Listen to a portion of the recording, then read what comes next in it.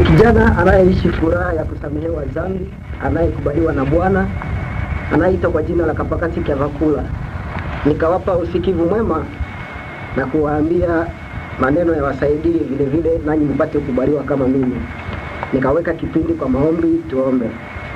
Baba uko mwema, kwa wakati kama huu tunaonekana mbele yako, tutangaze neno lako na tunakuomba ulisindikize mahali pote litakapoenda, na yote atakayelisikia liwe msaidizi kwake.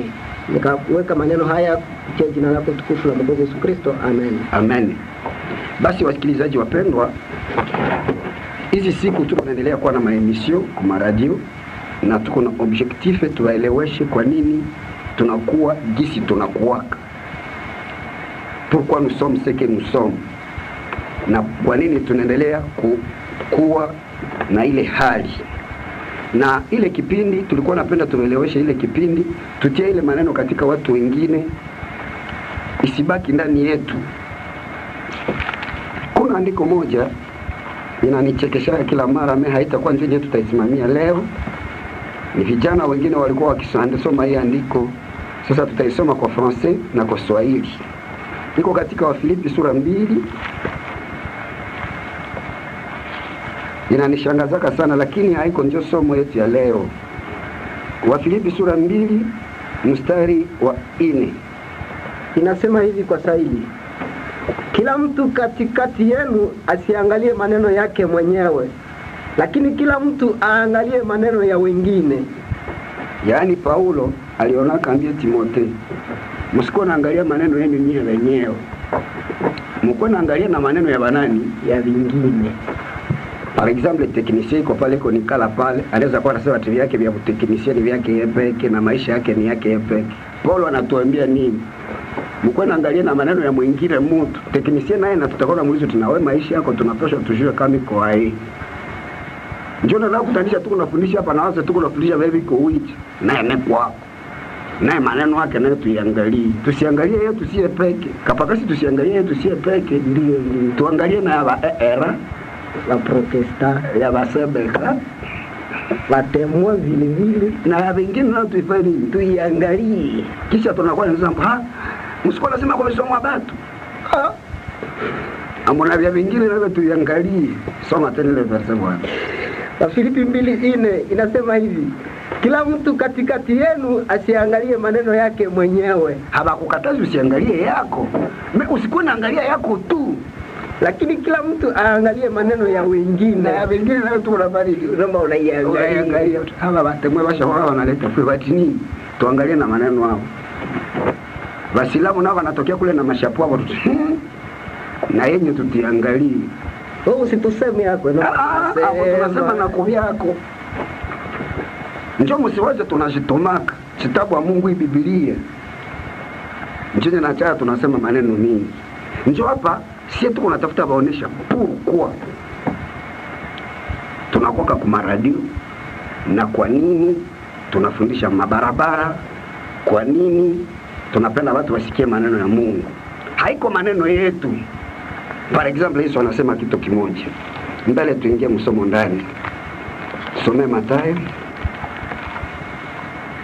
sura 28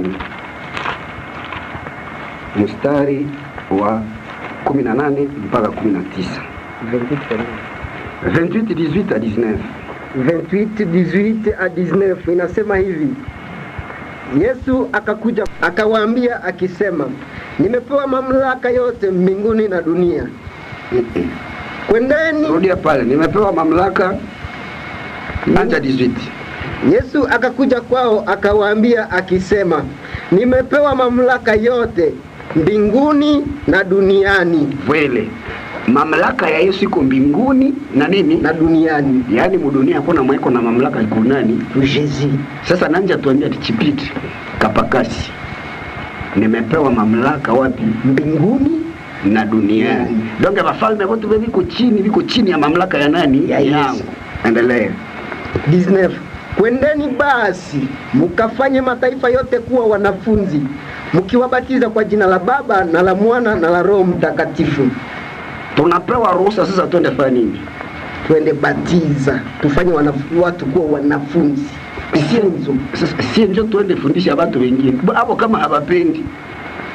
Yesu atemwende yo na hawafe nini? Na hawapendi. Mwende nishapewa mamlaka kwa wale watu.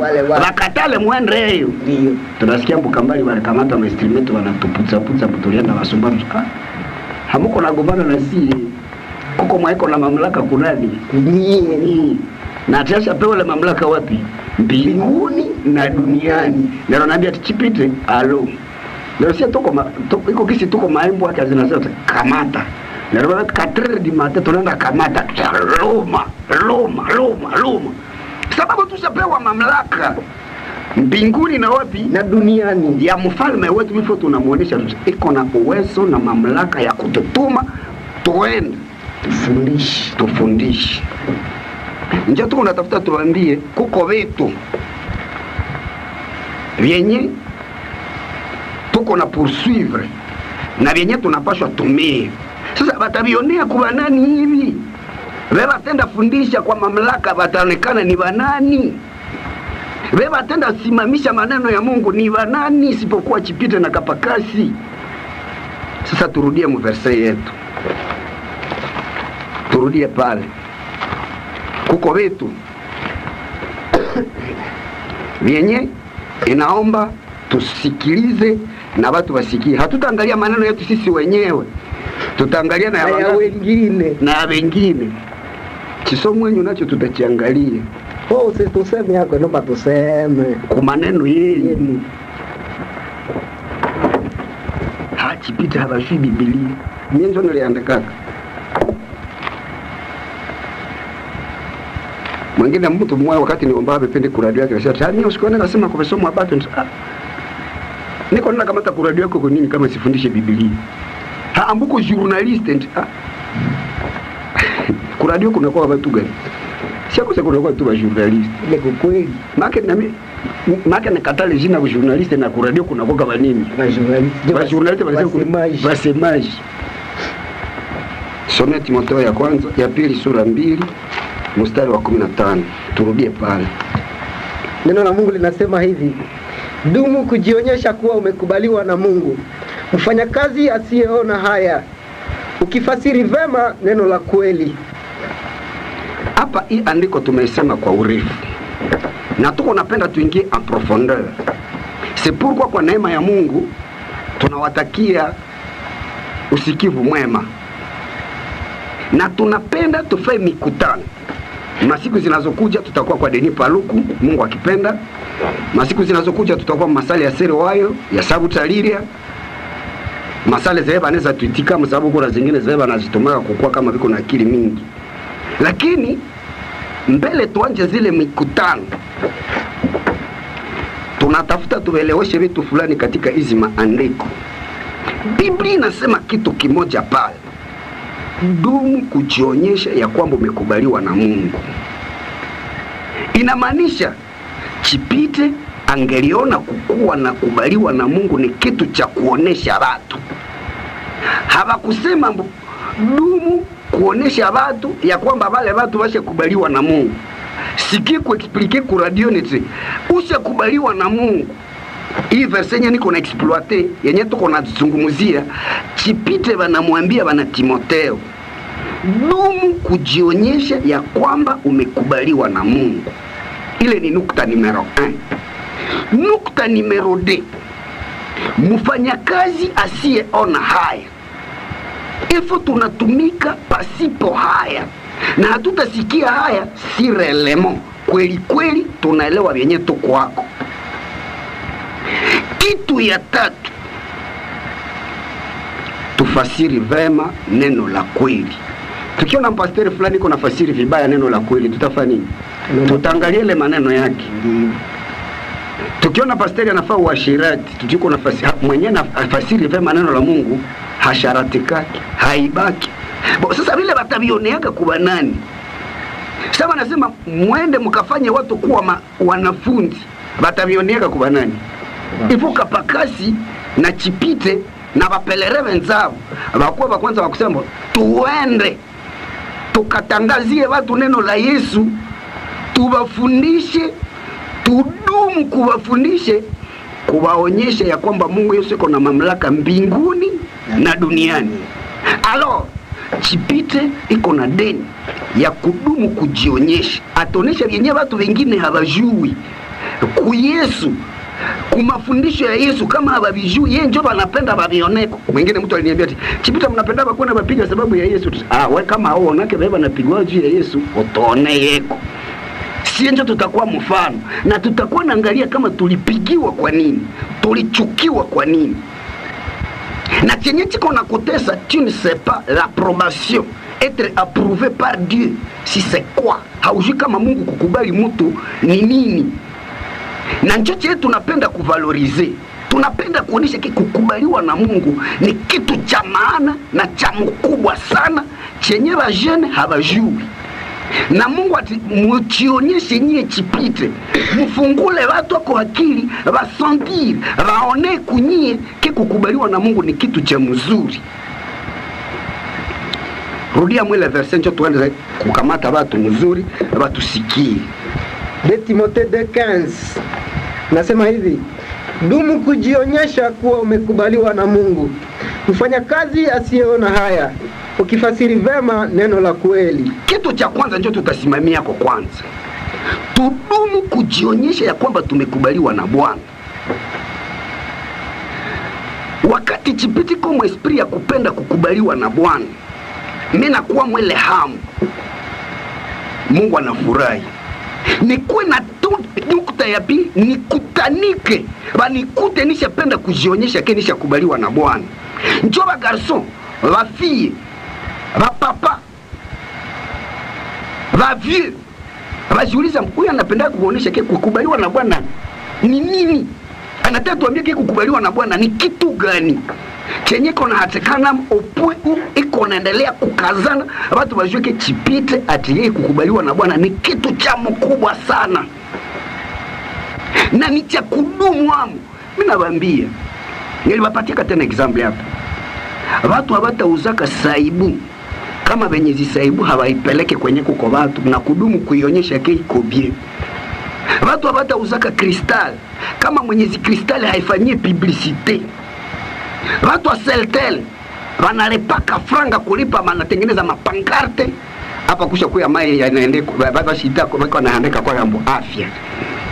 Ile mai nesha leta mapublicite kuna tafuta watu wajue ke afya iko.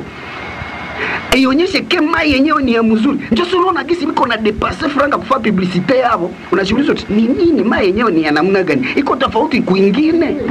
Wameleta mashapo na mapolo. Na makavera masashe na maparapluie pour que bakuoneshe ke ukunye mai ya bien. Sasa we mukretien hauyaonesha ka watu ke kuokoka ni cha mzuri, uoneshe na ligne de demarcation, utie difference, utie tofauti entre mukristo na mwenye hayaokoka, na mfaux chrétien na mvrai chrétien. Ndio vitu vyenyewe napenda tuikalie. Sasa tudumu kujionyesha kukubaliwa na Mungu ni kitu kizuri. Tena sasa tutadumu kujionyesha, tutajionyesha kunani na nani? Anja soma tena verse ya Timotheo 4, Timotheo ya kwanza sura 4, njoo niweze kuendelea na kusikilisha chenye tunataka. Yaani hamutapendaka chisomo, hamutaonaka na kukubaliwa na Mungu gisi ni kitu cha valeur. Kama hamoya chionea kuwenyewa na chijua, kama Chipite hawezi kudemonstreke kukubaliwa na Mungu ni kitu kizuri. Soma verse 15. Timothée 4:15. Ufikiri maneno haya, ujitoe kabisa kwa maneno haya, kusudi maendeleo yako yaonekane kwa watu wote. Inaomba ufikiri ile maneno kapakasi. Wajene wa mingi hawajui kukubaliwa na Mungu kama ni kitu gani, na kukuwa mkretie kama ni kitu gani kapakasi. Ndio hapa inaomba wewe na mimi tufikiri ile maneno. Na sasa tutaendelea kuifikiri, tujitoe kwa ile maneno. Njoo bagarso batatuonea kwa kapakasi anajitoa hivi. Hajui butamu ya dunia, hajui butamu ya zambi, hajui butamu ya bagarso, hajui butamu ya basika, hajui butamu ya franga, hajui butamu ya maisha. Utakuko chenye niko nacho, chenye mimi napenda nijitoe yako na nifikiri kukile kitu. na watu waone wa mukartie, warafiki yangu, na wazee wasikie, na vile isikie, na maendeleo yako ijulikane kwa watu ngapi? Watu wote. Surudia tena ile verse bwana. Timotheo 4:15. Ufikiri maneno haya. Ujitoe kabisa kwa maneno haya. Kusudi maendeleo yako yaonekane kwa watu wote. Kwa bakomersa wote, kwa maire de la ville wote, kwa police wote, kwa mairie wote, kwa anere wote, kwa Rwanda wote, na Watsaere wote, na Bakundula wote. Sasa tutajionyesha na amna gani kama tunikala kujificha ficha. Watu wengine wakati walikamata mapelere ambo walifundisha Kambali, wanaenda tapaji tu deja Butembo yote kuna sikia keseke chenye mapelere wanataka. Par grâce de Dieu, television napitiza mapelere kwa radio na biko naonesha watu tunapenda watu wajue Mungu anapenda tutume tuhubiri watu. Maradio Graben ilitangaza, Kambali ilitangaza, Bulumbi nayo sijui kama na ya wapi. Pourquoi walitafuta kuelewesha watu kweko wamepokea vitu vyenye vikona wasijetoako na basha vifikiria na wanapenda watu yote waone maendeleo yao.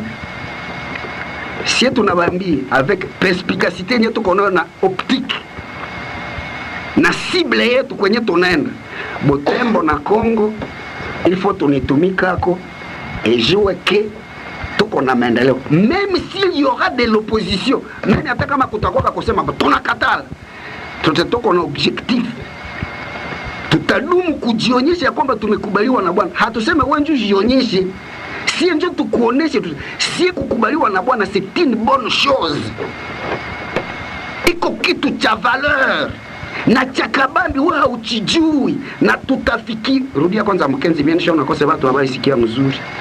Timotheo 4:15. Ufikiri maneno haya. Uti nini? Ufikiri maneno haya. Yaani kwanza mbele Mungu ati nini? Atichipite. Usikamati chitu chema nakwambia kama niko na blague. Je sais pourquoi. Anja fikiri kama uko natafani. Donge mpelere. Sana fa mkutano ananja fikiri na ananja jisuji. Watu wa Kambali walikuwa wanatuambia mtapigiwa, na kupigiwa ni nini kweli? Tutawafaire comprendre que kupigiwa ni kitu cha kidogo kuliko kuhubiri neno la Mungu. Na wale pataka mandembo ni neno lingine litema mwingine na licho nalisha vimba mprizo. Ifo tena wanafika tu watawaka na mtu pale Kambali na Meri nasema kule dossier. Inaonea pale kujitoa kwa Mungu iko plus que kuua mtu. Niliwapatia kwa example la fantiliere. Niambia watu Mtogari niko nenda Benz, mimi sitaki musique profane mu Mtogari. Mtogari ni yenu, kama amunitakimo, mimi nalipa $5 ni ya taxi. Mimi nashuka. Ati sawa, tunakubeba tutaenda na wewe. Tuko nenda tukishafika mjia tuko nashuka pale tunatika fika pale kwa Regide Zoko karibu na La Victoire. Atiacha kutusumbua tuko mu watu 5. Wewe mmoja atujemboze kusienta. Iko kweli siwezi jemboze mkamata $5 nishike. Hawa wakakamata kama ni blague nikapiga so. Nekaturukara kuporangika de mwana niko nenda kudao orule siku niliwazanti nango kia mikono wa Mungu mimi naidi ni kwa sirike nimekufa. Il faut comprendre que lorsque nous disons non, qu'est-ce que nous voulons dire? Alors kisha mtu kuna mwambia kuko cha kukubaliwa na Mungu. Mimi sitaki kuwa problem na Mungu. Muziki yako ya kidunia kuko wakati mimi nisikilizaka na siwezi sikiliza, na ni wakati gani Mungu ananikubalia nisikilize na ni wakati gani nisisikilize. Kuko vyenye siwezi angalia kwa television na vyenye mimi angalia sana na vikutanisha mbalabala, sababu Biblia inasema tutoke mdunia. Mimi niende angalia film ya muziki profane mimi TV kwa television yangu, impossible. Niende angalia ma film pornography mke mnyumba yangu, impossible. Mimi naweza kutanisha msika mwasha vala buchi, sababu Mungu asema tusiishi na basika baby ko buchi mu monde. Mimi siwezi sema mtoto wangu avale buchi na mimi nivale buchi. Na vala pantalon. Unaenda jitia kwa pantalon wewe musika. Mabie maza banaume. Est-ce que vile ndio walisemaka? Kama sous-vêtements de femmes. Mais uko unaenda leta fujo. Mes chers amis, problème chisomo chinakufa. Wewe kwa mwacho hawajui kama biko nafaa nini. Na ilifo tunasimama tutadumu kujionyesha. Na Yesu anatuambia, anatuma Paulo ati mbele ufanye vile vitu fikiri kwanza. Anja raisonner de ce que tu veux, ma action za unataka fanya nini chipite. Rudia kwanza ile verse tena watu waisikie sababu wana wazambu tunatunga kama verse. Timotheo wa kwanza 4:15. Ufikiri maneno haya. Ujitoe kabisa kwa maneno haya. Ukishamaliza kufikiri, Jitoa. Fanya nini? Unajitoa. Tuliendaka pale na basha piga kwanza vendredi lengi dimanche wakakamata mitwangero wakapiga malasu vana mabafu mainstrument. Sie tunapenda watu wa Mubutembo waone roho zezi kwa esprit ya watu ya Kambali. Na watu wa Kambali nilibafurahia sababu na wiko na dumu kujionyesha kene waopoza wa kisomo. Kisha wantu sikudumu kujionyesha kene umekubaliwa na nani? Na Bwana. Wiko na dumu kuonyesha kene wanaweza pasula mabafu. Na sisi tujionyeshe kene tuko tayari mabafu tuzipasuke sababu tushafikiri chenye tuko nafanya. Na chenye tunafikiri ni nini? Soma endelee.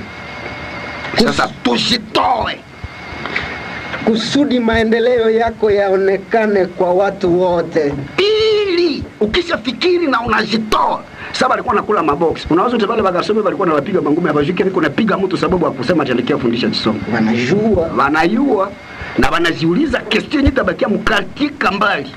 Pourquoi baba garso banaitika bapigiwe bajetowe na balijua disi tulibapiga tena juzi tena banarekuye banarevenir banarekuililia bati tunakuya mtufe nini mtupige me kuko na mamlaka mara tutoma tena yeye ni mbinguni na wapi na duniani na ndio tumekuya tulirevenir tulikuililia tena tunajua ke tulipigiwa na mestrima zetu mshazibomola mshabeba zingine mshazitupa tena tunakuya na zingine za mpya na hatutachituliza warudisha hatutapiga mtu ngumi ajila vengeance mais tunajua kesa mtatupiga ngume kichwa kutabakiko na resonate lakini hapa batini ili mambo yote ijulikane na watu ngapi watu wote unawaza Kambali kasha watu wanajua ke tuko na esprit gani na watoto 3 za washasikia ile 7 kisha pale wale wanawaza watu wanafanya makosa lakini ile vile wanafanya wanatimiza unabii wanaacha unabii naonesha wale wachambu tunapenda watu yote wajue kuanza kumere de la ville lisikie chef de quartier wa Butsondo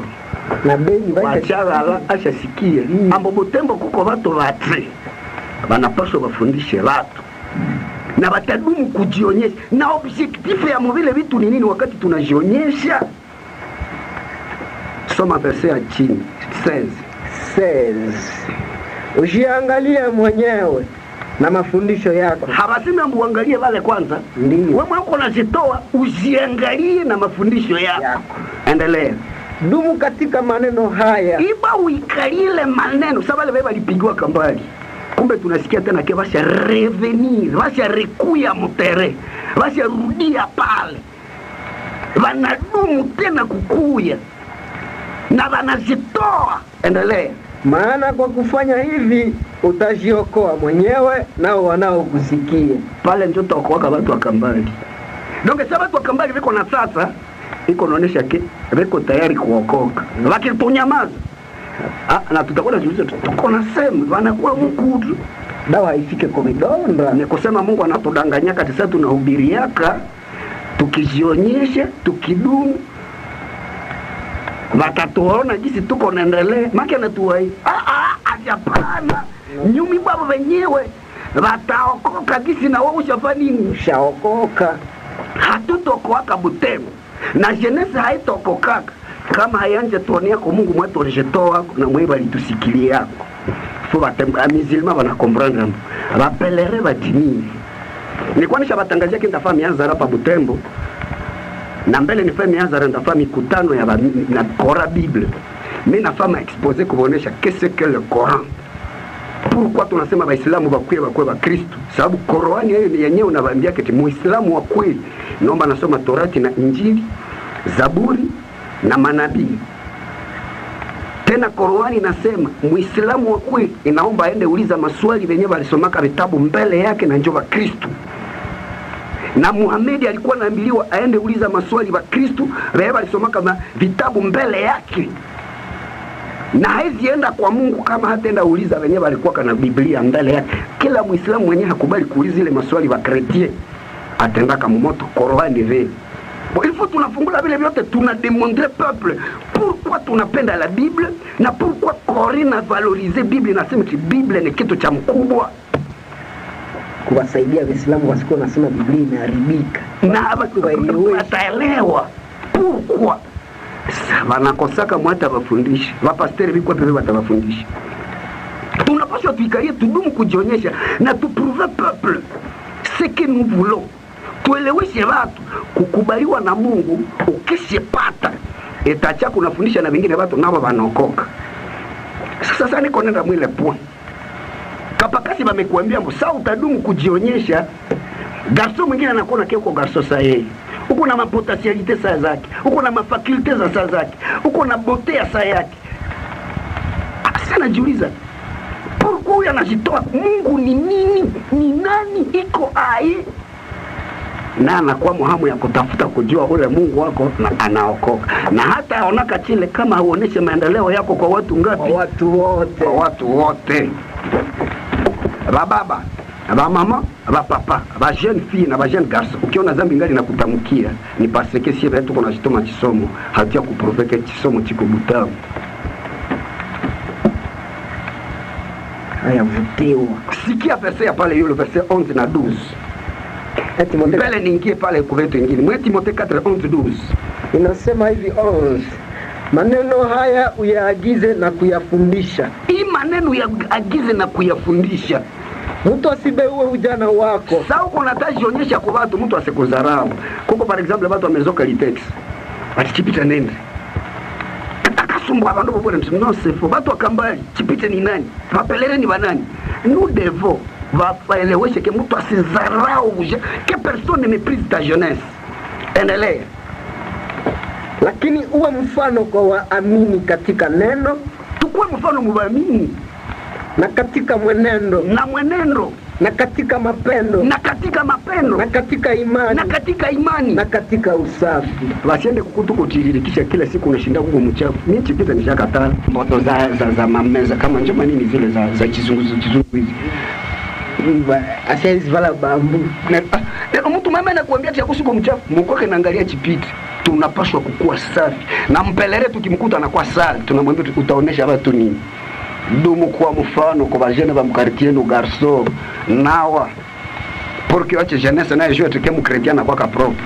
Kukua jeune haiko kukua mkretier haiko njo kuuza voiture, non? Haiko njo kuvala mkoto, se laver.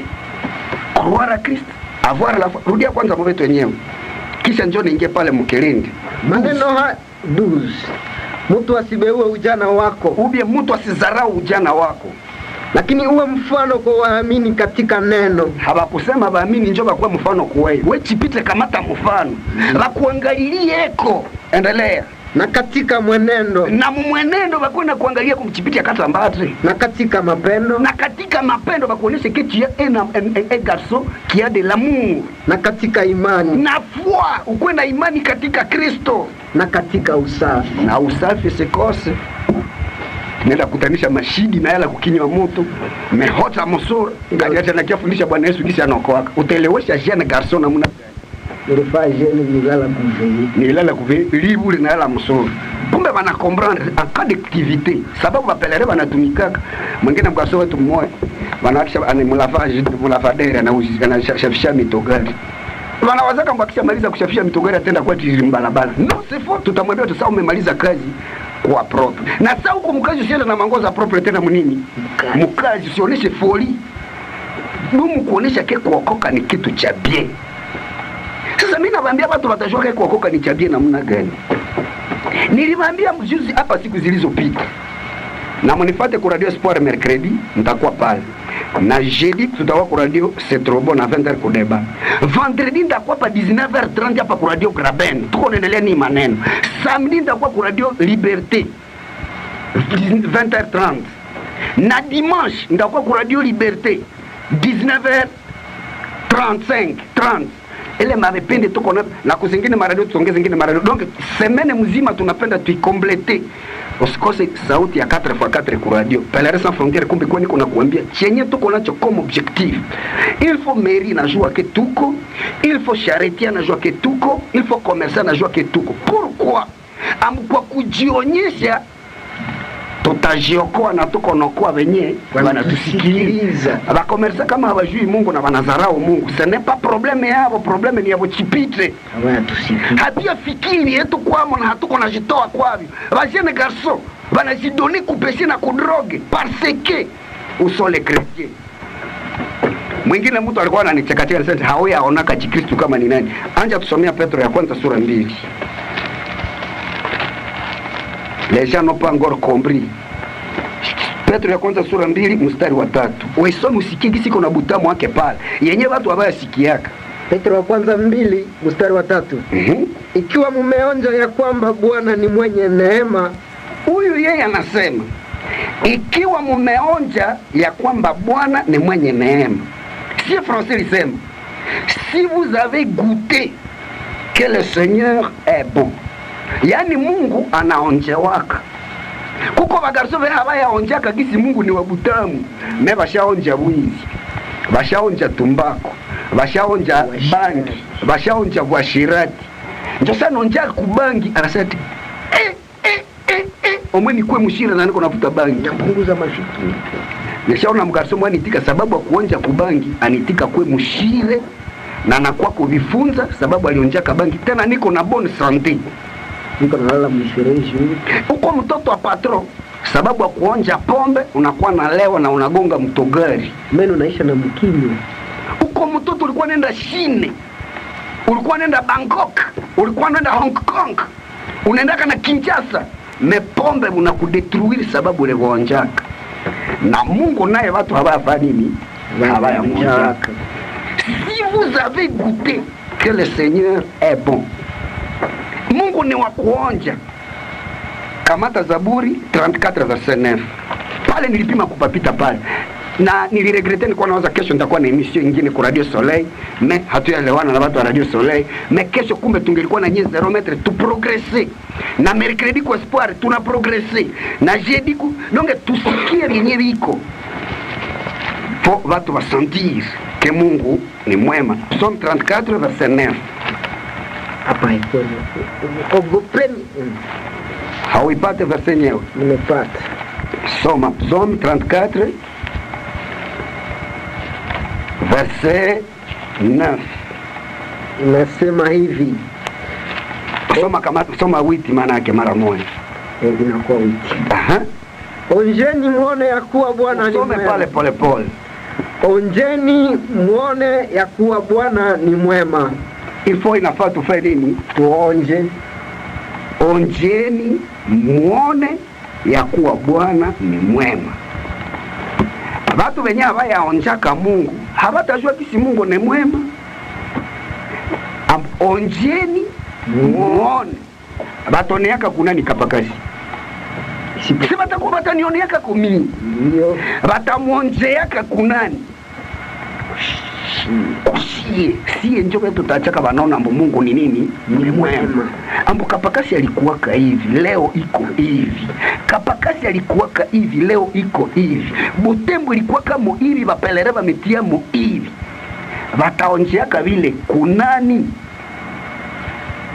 Kubahubiri. Kama habatuoneko butamu wa kuokoka. Mwata pendaka kuokoka ni nani? Habakuoni ku difference na mwenendo yako na usafi haikuwe. Mwata pendaka kuokoka ni nani? Unasema unaokoka bana kukuta tena wewe zambi wa shereti huko na kukamata. Donc hauyaonja, hauyaonesha gisi Mungu ni nini? Ni mwema. Faut faire montrer et faire voir aux gens qu'il y a quelque chose de bon en Dieu. Mais watu habaya chionja. Mangali na beuo. Habajui. Hauyachiona. Unaweza penda kitu cha hauyaonaka? Hapana. Hauyachionjaka. Utakipenda namna gani? Sivyo wanatuonea kumbotea Mungu. Wanakuta chipite anajisifiaka Mungu, anapendaka Mungu. Opwe Mungu alisemaka nini sasa tunaelewaka Mungu. Niliwasomea hapa Yeremia. Tusome le verset sababu na wakati naisha kwa kama natuzura. Yeremia chapitre 9. Niliwaonesha pale verset 23. Yeremia 9 verset 23 inasema hivi. Bwana anasema hivi: mwenye akili asijisifu kwa sababu ya akili yake, wala mwenye nguvu asijisifu kwa sababu ya nguvu zake, wala tajiri wala tajiri asijisifu kwa sababu ya utajiri wake. Lakini mwenye kujisifu ajisifu kwa maneno haya, ya kwamba ananifahamu mimi na kunijua mimi ni Bwana, ninayetenda wema na hukumu na haki katika nchi. Maana mimi ninapendezwa na mambo haya, anasema Bwana. Mungu gisi yeye anajijua. Ati mtu akimjua, umejua chakabambi kuliko kukua na franga. Sasa tuangalie wakomersa wangapi hapa wanajivunia ka franga. Tuangalie wasolda wangapi wanajivunia kama mabunduki na maprison. Tuangalie wa autorite ya leta kama wanajivunia ka kitu gani. Wapi njo wa kretien watoneshaka watu ke franga na akili na nguvu ni vitu yenye havijivuni wake kuliko Mungu. Leo tuko nafaa course au pouvoir. Utenda kutanisha ba pasteur Veko na kazana waoneshe ke ba pasteur nao ni watu wa mekoto, ba pasteur ni watu wa mavoiture, ba pasteur ni watu wa maveste, ba voiture. Donc inakuwa kama si kuokoka ni kwenda onesha watu kenjo kukuwa na mavoiture.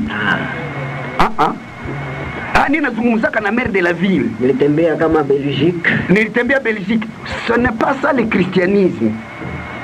Christianisme iko ningine potentiality, iko na force ya mingi.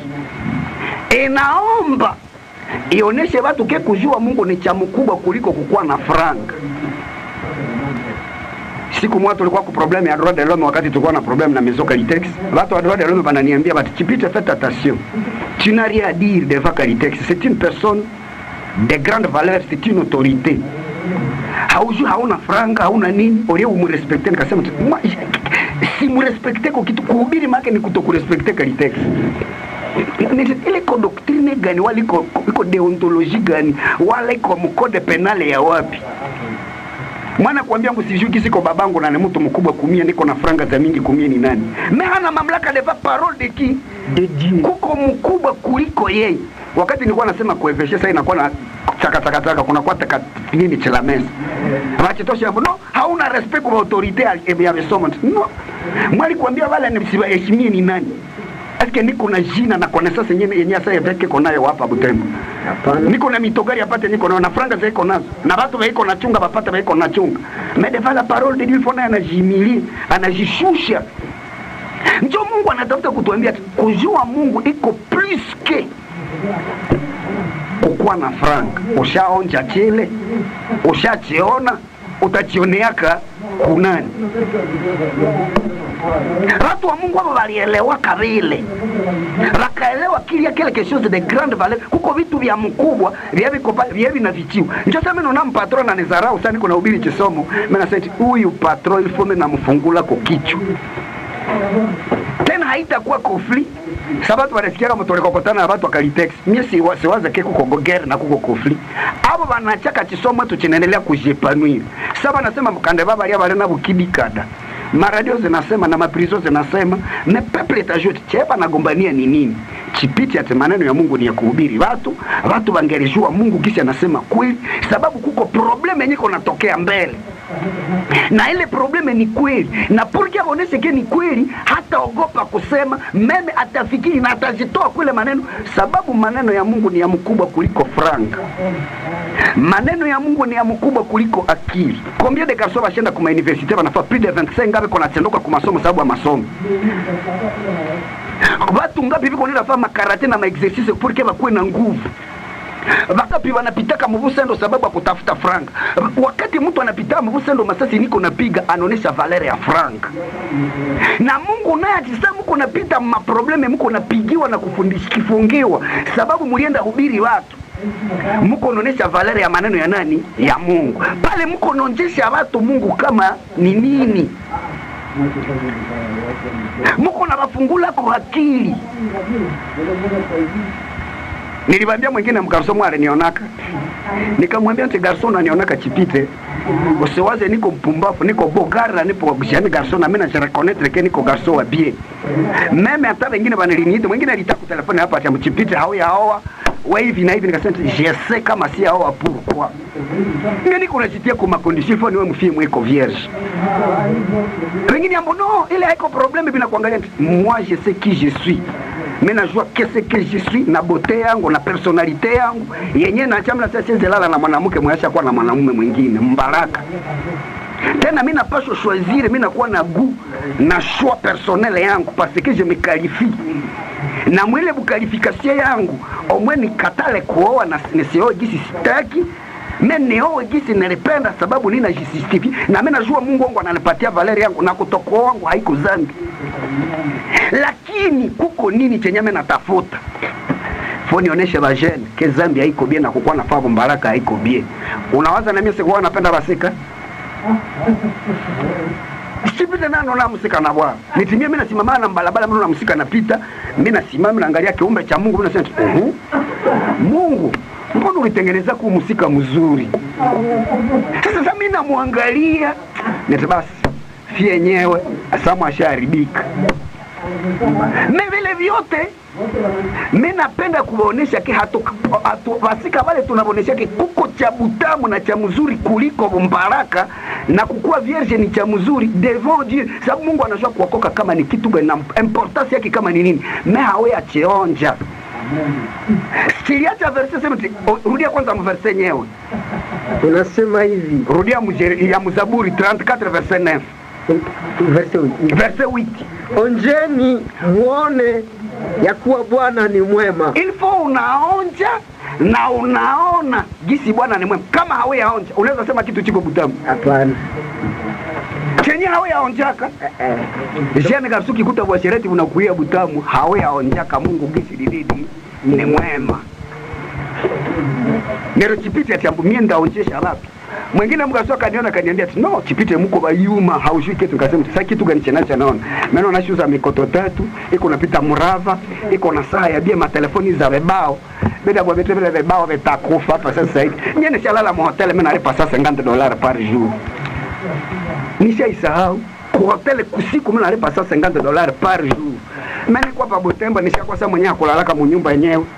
Ninakula kuku, mimi nimaliza mimi nakula kuku tiki. Mimi navala chiato cha sasa $50. Vinapita.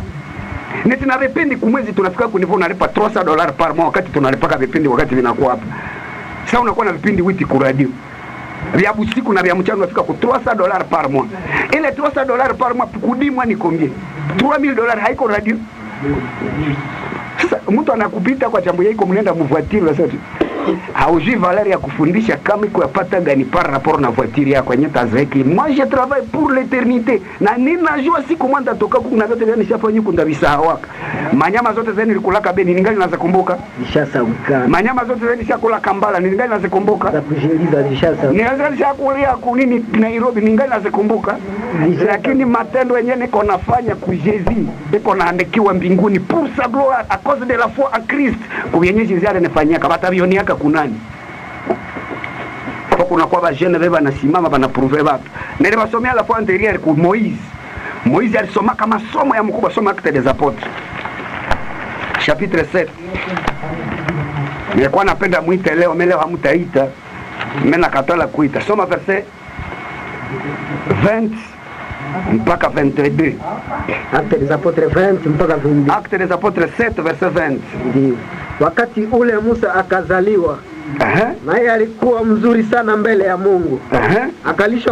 Akalishwa kwa kadiri ya miezi 3 katika nyumba ya baba yake. Na wakati alipotupwa, binti ya Farao akamtoa, akamchunga kama mwana wake mwenyewe. Musa akafundishwa akili zote za Wamisri, akakuwa hodari kwa maneno na matendo. Moizi alisomaka akili yote ya Waegyptien. Na kule wakati Egypte nchini ilikuwa ka grande puissance. Hébreux chapitre 11. Njoo tutadumu kujionyesha. Hébreux chapitre 11. Verset 24 à 26. Kwa imani Musa wakati alipokuwa mtu mzima alikataa kuitwa mwana wa binti ya Farao. Akaona ni afadhali kupata mateso pamoja na watu wa Mungu kuliko kujifurahisha kwa dhambi wakati kidogo. Moizi alipokuwa mkubwa, imani kamuonyesha, kamfungula macho, aitike apate mateso na watu ya Mungu kuliko kujifurahisha mzambi wakati kidogo. Sababu gani? Akihesabu ya kuwa kulaumiwa kwa Kristo ni utajiri wengi kuliko hazina za Misri, akaona kuteseka kwa Kristo ni utajiri mwingi kuliko franga zote za wapi? Za Misri. Moizi akikukuta uko nagombania kudi dolari na kubombaraka wapa Butembo. Chitaka cha Voheku bia cha Vohera. Muko na chigombania tasa uko nagombania kochetaka cha Mangolio. Mimi nelebeachaka sababu ya Kristo. Ushaelewa Kristo kama ni nani? Ushaonja Mungu. Moïse il a étudié des études ziko supérieures zenye haziko hapa kwa universite ya nini, hata ya Luvenium, hata ya Angleterre. Alisomaka kwa Egypte wakati ya masomo yenyewe walikuwa na mumifie mtu na maiti mpaka leo ngali leo, na mumification leo ya kutengeneza maiti sio hawaipata mpaka leo. Moïse aliwaza kabele. Moïse alisikiaka ku Mungu kwa nini opwe akatale vile vyote na masomo yote yenyewe alisomaka, niona sawa kitu bure na ameapatana na Mungu. Alors tunashukuru gisi watu wetu kwanza basha toka mprizo, na tutaendelea kule maneno kwa masiku zezi ilikuja balitoka vendredi. Kwa kufunga mkutano wetu ya siku ya leo, utusomea Timotheo ya pili sura 4 mstari wa kwanza na wa pili. Timotheo ya pili 4 mstari wa kwanza na wa pili. Ninakuagiza mbele ya Mungu. Paulo anatuagiza mbele ya Mungu na ya Bwana Yesu Kristo, na mbele ya Yesu Kristo atakayewahukumu walio hai na waliokufa. Mwata hukumu babose yote na bamasikini yote, venye biko hai na venye bashakufa. Na kwa kuonekana kwake na kwa ufalme wake. Iko kwanza mfalme ataonekanaka. Uhubiri neno chipite. Uwe tayari wakati unaokufaa. Uwe tayari wakati unaofaa na wakati usiokufaa. Na wakati usiofaa. Hamakia. Kemea. Onya kwa uvumilivu wote. Endelee kuhatikana kuonya. Na mafundisho. Yaani tutafundisha watu kwa wakati unaofaa na isio nini? Usiofaa. Endelea. 3. Maana wakati utakuja na watu hawatavumilia mafundisho ya kweli. Watu ya kambali hawakuvumilia mafundisho ya nini? Ya kweli. Na watu wakikatala kuvumilia mafundisho ya kweli, ifo tunawaambia tutafundisha wakati unaofaa na isio nini? Usiofaa. Na Biblia haisema ati kufundisha wakati unaofaa na isiofaa ndio tapage nocturne. Tutawafundishaka kesi nyifita. Tapage nocturne na tapage diurne mu masiku zezi kuna kuya mu vipindi yetu. Mercredi mtufate ku Radio Espoir na 19h20, na jeudi tutakuwa ku Radio Setrobo na 20h tutakuwa na debat na ba Adventiste, na vendredi hapa ku Radio Graben na 19h30 tutaendelea kukua hapa mpaka 20h30, na samedi ku Liberté tutakuwa pale ku 20h30 mpaka kuendelea, na dimanche ku Liberté na 19h30. Basi Mungu aweze kuwabariki. Hapa ni wenye Joseph Chipito wa Pelerin Sans Frontières, na tulikuwa na ndugu Kapakati kia Vakula Jonas, na tutaendelea kujionyesha kwamba tumekubaliwa na Bwana kwa hizi maradio na kuzingine maradio mtatusikia Mungu akipenda. Bye.